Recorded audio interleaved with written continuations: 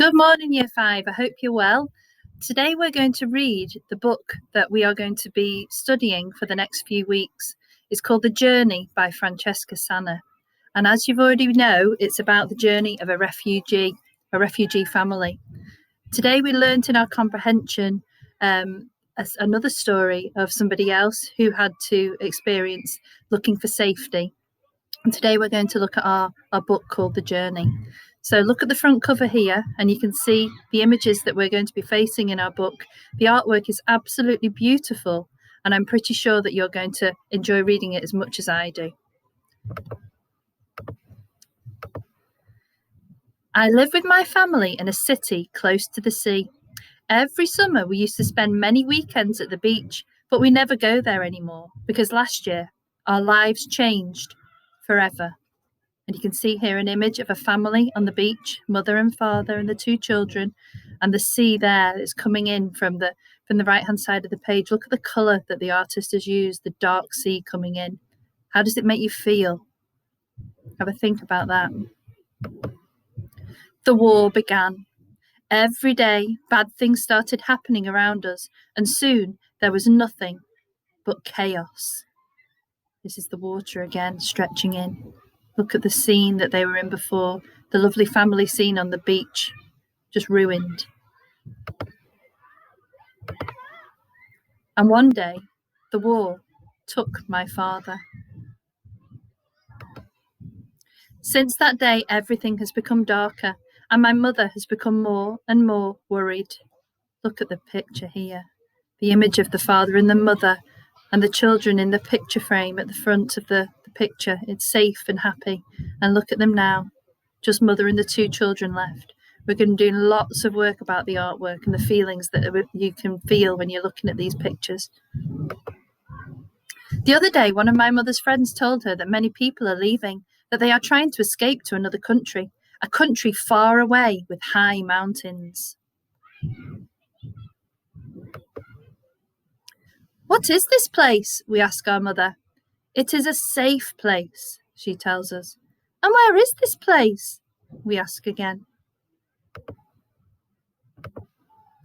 She shows us pictures of strange cities, strange forests, and strange animals until she finally sighs.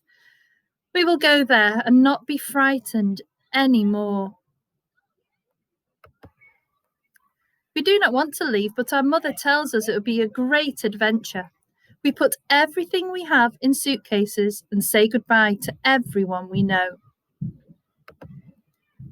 We leave at night to avoid being seen and keep moving for many days. The further we go, the more we leave behind.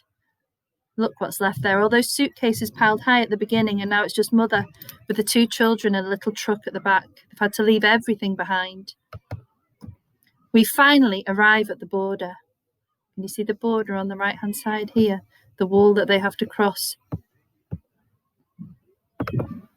But oh no, you are not allowed to cross the border. Go back, shouts an angry guard.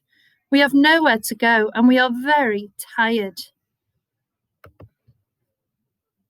In the darkness, the noises of the forest scare me. But my mother is with us and she is never scared. We close our eyes and finally fall asleep. Children, we're going to do lots of work on this picture. It's a beautiful picture. Look at the images here. Mother awake, smiling at her children, trying to get them to sleep in the forest. And then when they are asleep, look at the tears flowing from her eyes. And can you see around her, the forest looks a little bit more scary. Can you see the eyes looking at her? We're going to be doing a lot more about this picture. Shouting wakes us up. It is the guards. They're looking for us and we must hide. Quick, this way, whispers our mother. Look at the images here, children. Look at the shadows and the shapes in the forest. We run and run till a man we have never seen before appears. Mother gives him some money and he takes us over the border. It is dark and nobody sees us. He looks like a rather foreboding character, doesn't he? Is he real, do you think? Big monster like that? We're going to be thinking about that. Or is it imagery? Our journey is not over yet. Oh, I can't see the words. Let's have a look. Technology, eh? Our journey is not over yet, our mother tells us. The sea stretches far and wide ahead of us, and we must cross it. How will this be possible?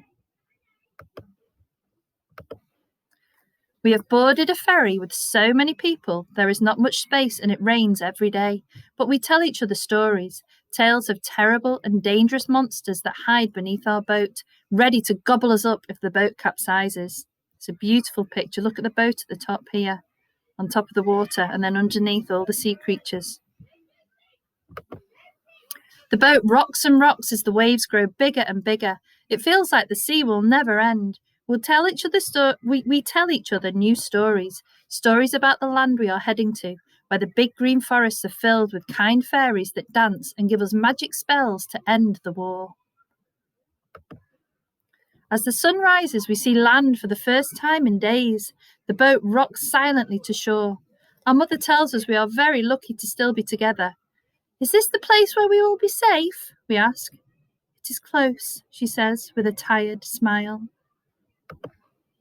We travel for more days and more nights, crossing many borders.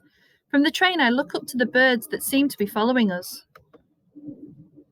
They are migrating just like us, and their journey is very long too, but they don't have to cross any borders. I hope one day, like these birds, we will find a new home, a home where we can be safe and begin our story again.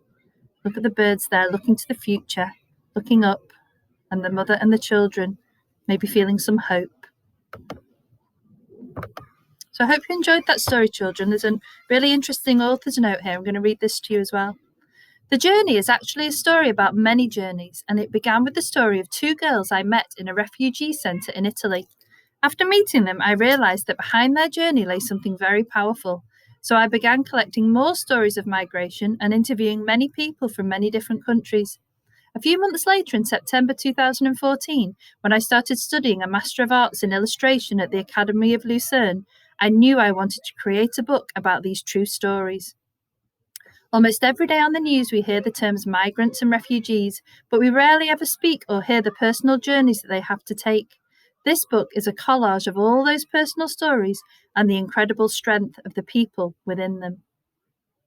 So I really hope you have enjoyed the first reading of this book. It's a really powerful book. I'm sure you'll agree. The images in it tell 1,000 stories, 1,000 words. There's not many words, but we are going to get an awful lot of learning and fun and writing out of this book. We're going to be writing poetry, creative writing, looking at the images, thinking about what they mean. We're going to be doing some persuasive letters. We're going to be learning about history and geography, learning about the plight of refugees around the world and what has happened in the past and what is happening now, because in the world that we live in, we still have refugees trying to make such dangerous journeys.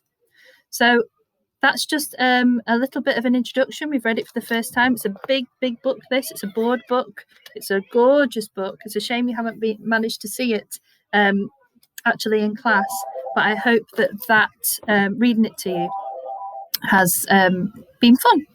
And the phone's ringing, so that's really good timing. I will set your task for today in a moment. So take care, and I'll speak to you soon.